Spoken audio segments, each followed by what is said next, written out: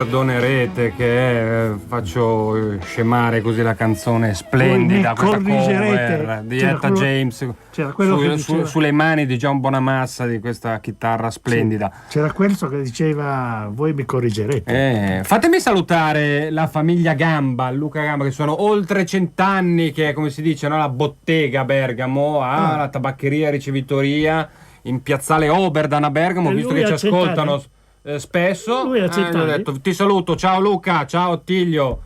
Ciao Luca, ciao Attilio. Ciao Attilio, bene, va bene, li abbiamo salutati, dai, il nostro l'abbiamo fatto. Sì. Visto che ci tengono.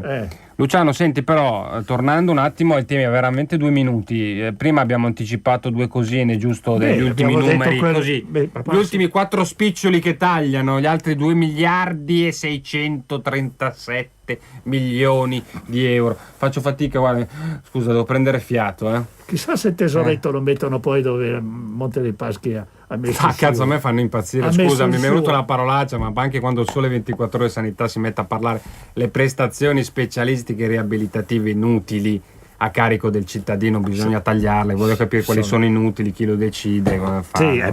Ma loro sono geni, Vabbè, senti Luciano, il problema qua è l'arroganza della sinistra, capisci, quella lì.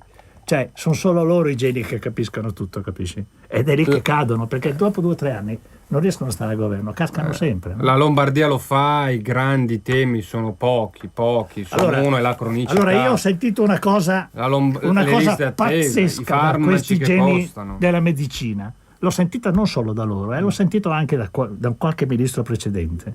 Allora, quando gli esami sono negativi, per loro sono esami inutili e di conseguenza fanno i conti. Non hanno capito che la tecnica della medicina non è quella di avere il naso clinico. Adesso abbiamo gli strumenti, quindi si fanno gli esami perché se negativi escludono delle patologie e si centra la patologia che invece dà il dato positivo. Se tu vai a vedere e dici gli esami negativi sono inutili, vuol dire che non hai capito niente, anche se sei un primario di San Raffaele. Ecco, bene. Hai capito? Bene.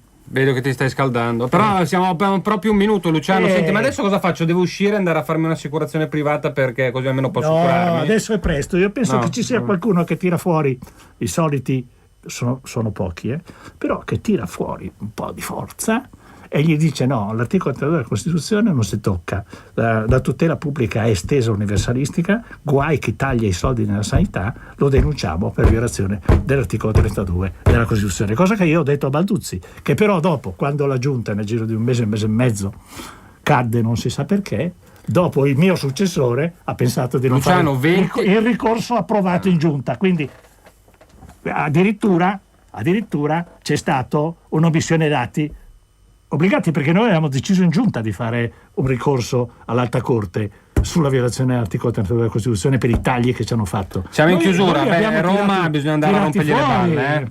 E prima a casa Renzi meglio è. Noi ci sentiamo settimana prossima, sempre con una mela al giorno, sempre con Simone Girardini e Luciano Bresciani. Ciao, buon fine settimana, divertitevi. Io domani vado al Parco delle Cornelle, che tra l'altro domani è il mio compleanno, scusa, mi faccio gli auguri da solo. Facciamo quello che diceva Woody Allen, ma è possibile che noi lavoriamo tutta la settimana per poi trovare il fine settimana che piove? Certo, vado a vedere la savana nuova. Ah, bene. Mi ha invitato la Claudia Terzi, l'assessore all'ambiente. Dove è questo? Al Parco delle Cornelle. Ah, le conosco, ci sono le tigri bianche. La bergamasca. Ci sono le tigri bianche. C'è un percorso nuovo, un investimento tigri bianche vere con 4 gambe, no? Le tigri bianche che vediamo in televisione.